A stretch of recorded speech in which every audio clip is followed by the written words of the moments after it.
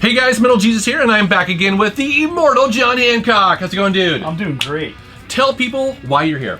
We are going to do a follow-up on stupidly rare and expensive Sega Saturn games. That's right. So if you remember a couple years ago with Anna, I did a buying guide, and it just so happens that many of the games that she recommended just happen to be rare and stupidly expensive. And so for this video, we're going to kind of, like you mentioned, we're going to do an update. This isn't the exact list of games, honestly, here, but we're going to give you current prices, which is, I'm kind of curious if they've changed a lot or not. Yeah, I mean, in the bad way. Right, in the stupidly expensive way. Yeah, unfortunately it's gotten worse, but I think it's important to know what's rare and expensive for the Saturn. Yeah, all right, let's take a look.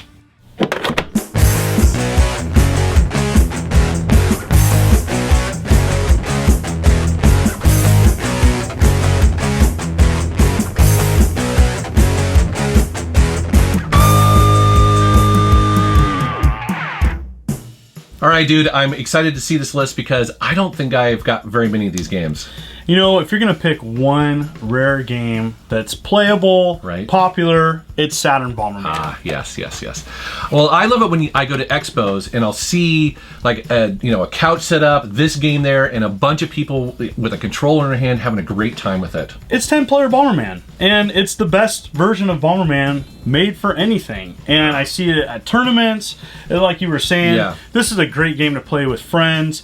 It has so many options and multiplayer. Oh, it is amazing. I love playing this with friends. You know, it's hard sometimes to get that many people together, but if you can, it's well worth it. That is amazing. Yeah. Okay, cool. All right. Next up is a very popular series, the Mega Man X4. And they recently came out with, the Mega Man X Legacy Collection. Right, like on the PS4 and stuff like that. Yeah. And so this is just a great Mega Man on the Saturn. Has some extra, I think, background movements. Radical Reggie's an expert on this, and I saw him recently stream this on his channel. Oh, really? And not the Saturn version, but definitely the Saturn has some small differences to it. It's definitely worth checking out if you're a Mega Man fan. And there are people who go for complete Mega Man collections, and so I can imagine this one's a little bit tough to get, or at least expensive. Yeah, and then when I say expensive, it just more than a typical game that you buy new. Yeah. There's also Mega Man 8. But this one, to me, I like this one better. Okay, cool.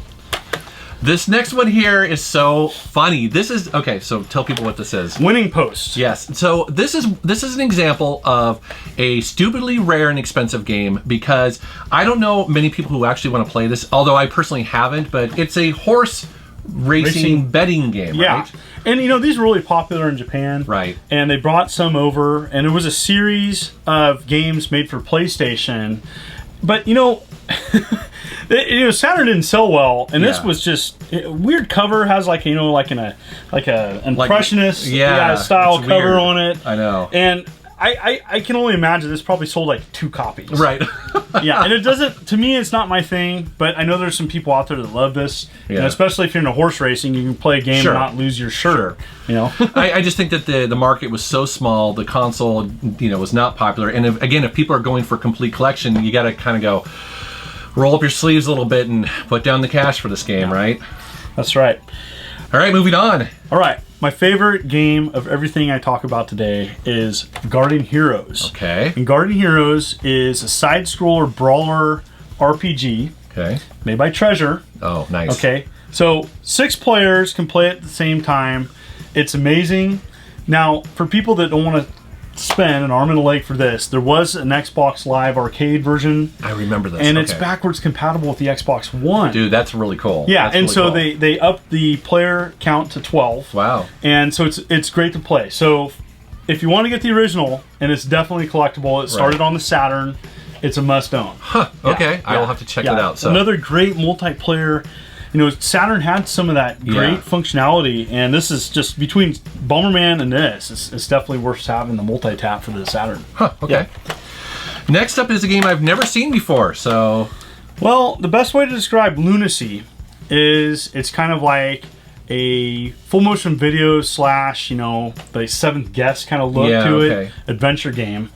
And 2 discs, and it was published by Atlas. Okay. And it really just low distribution. A lot of these games that we talk about today, they they had low distribution and high demand. And so Saturn in the United States did not sell well at all. Right. And so Atlas was kind of known for low distribution. You know, probably a store got only a couple copies of this, if only one. Right.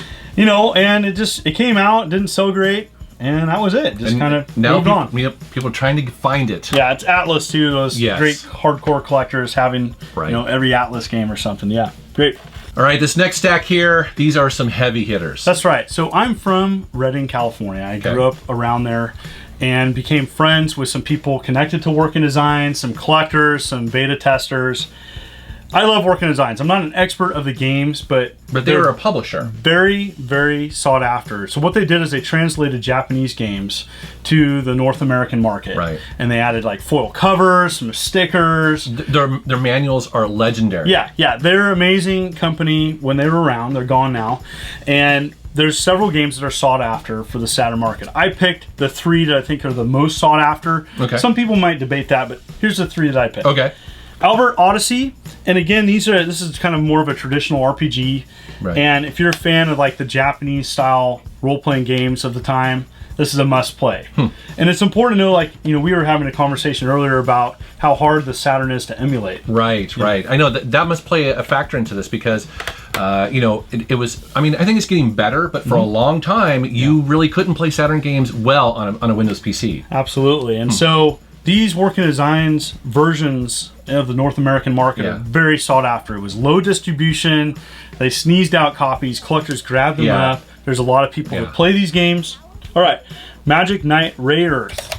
And so this is another, I would say, you know, a standard of Working Designs. If you've played Working Designs games, you've heard of this game, you want to play it, you wish you had it. I know Kinsey is a huge fan of that series.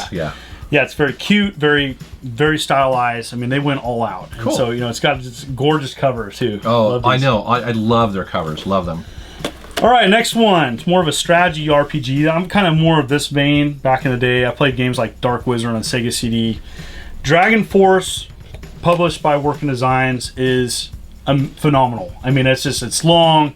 It's got crazy amount of sprites on the screen. It really boasted that. It was kind of like its big thing back in the day. Oh, really? Okay. And a lot of fun to play, long, and also there's disc variations. And so it's important to know that Working Designs had several disc variations of their games. And so different games had different amount of variations.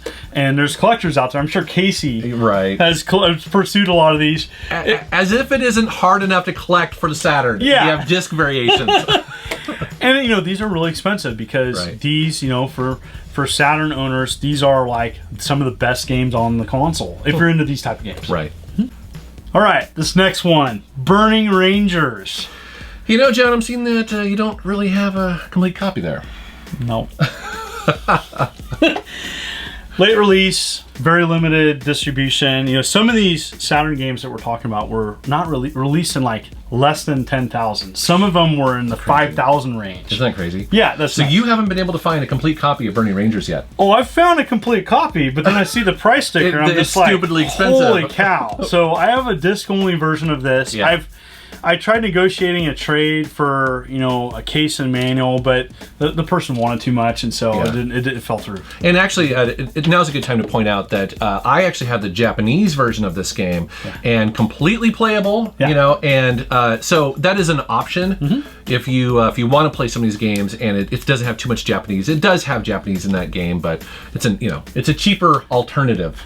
There's also some other ways of playing these games, but you know, for the physical versions, use your imagination. Yeah, that's right. Now, there's a couple games that we're not seeing here, right? That's right. A lot of people think I have every single Sega game. I don't. I would have assumed that. Yes. Yeah, I'm missing a couple of games from my Sega Saturn collection. I'm about 30 away from a set. And there's two notable ones that we should talk about. Okay. And the first one is House of the Dead. Oh. There was a House of the Dead. Yeah. Really? Yeah, House of the Dead 1. Okay. For the Sega Saturn. And it's late release, low distribution, made by Sega. Okay. Sought after. Probably a good version of it. Yeah, a good version. I like the Dreamcast version a lot better. Oh, okay. But if you want to play like an original, you know, House of the Dead on Saturn. Interesting. Now the other one. Daytona USA Netlink Edition. Okay. So this is like, essentially, looks like, you know, a standard Daytona USA. Right. Has a black and white manual and a little Netlink logo on the disc. Okay. And it's like, 1,000 times more valuable than the original release. It is the rarest game for the US Saturn set in North America, and I don't have it. Oh, really? Yeah, it's super expensive, and I don't have it. Okay. Yeah. Huh. This next game here, I got lucky and got at a garage sale. Oh! Super cheap. I know. I'm like still so excited about it. Please tell people about Shining Force 3. Shining Force 3 was a very late released game by Sega. I actually went to a Software Etc., which is formerly known as GameStop, and I asked for this game. They had a disc-only version, so either an employee or someone stole like the artwork and manual for this, and they still wanted to charge me almost full price. Of course. Full price of like a normal price game. You're like, no. Yeah, so I actually purchased this from someone who was testing games for Working Designs. Fast forward like mid-2000s. Wow, that's crazy. Now, the only thing is that this is part of like a series of games, and we didn't get the rest of them, right? Yeah, so this is part 1 of 3, I do believe, and the other 2 parts in Japan we never received. So you're only getting part of the story playing the North American version. Yeah, it's kind of a bummer. I'm pretty sure that the other versions have been translated by somebody. I would think so. And they're out there. Yeah, very cool. Cool. And then this last game is one that is on my want list for years and years and years. I can't wait to play it someday. Panzer Dragoon Saga. Yes. So this is the big kahuna RPG for Saturn. Right. And there's a lot of people that claim, that a lot of comparisons to Final Fantasy VII, this is a better game, etc., etc. It's really in depth, 4 discs, and finding a complete copy with all the envelopes and everything is really tough. In great shape, or you'll find it and the price is just outrageous. Yeah, it's funny because I was telling you earlier that a couple years ago, about 5 years ago maybe, that a local store offered to sell it to me for $150, and I thought that was ridiculous at the time. I was like, no. I might have been able to get the money, but you know what I mean? It was like at the time that seemed outrageous. Now it's way beyond that. Beyond that. It's crazy. It was the most I paid for a game at the time, and this is I would say mid-2000s, I paid $200. Yeah. And so at the time, that was a lot of money. But now it's like, oh my gosh, it's a good deal. But also to your point, the reason why it's so sought after, and actually, but that's how, the reason is for a lot of these games that they're fun. And the only place you could play a lot of them was on actually Saturn. Saturn exclusive. It was just an amazing role-playing game. I'd love for them to remake it. Yeah, for I know. Modern console. Having it limited to the Saturn market, there's a lot of people that I think this would be, especially like a digital download on like a modern console. It'd be amazing. I think so too. I'd buy that immediately. Awesome. Well, hey, we would love to know what you thought of this video and these stupidly rare videos that we do. We have a bunch of them. We'll link to them up in the corner here. So where can people find you on the internet? You can search for John Hancock on YouTube. I got my own channel. I do live streams, collectibles, etc. Awesome. All right, guys. Thank you very much for watching. Thank you for subscribing, and take care. I know these videos are kind of controversial because we're focusing on the value and the rarity of these games, and not everyone is a fan of that. But I myself, as a big collector and a long-time collector, I do think it's important to go in with knowledge. If you are going to collect for a system, I want to know which ones are going to be hard to find, and maybe which ones I need to either save up for or perhaps even trade. Again, a lot of times at these expos, you don't have to put down the cash. A lot of these people will actually trade with you. So, hope you found this useful. Want to thank John Hancock again for coming on my channel. And guys, have a great day.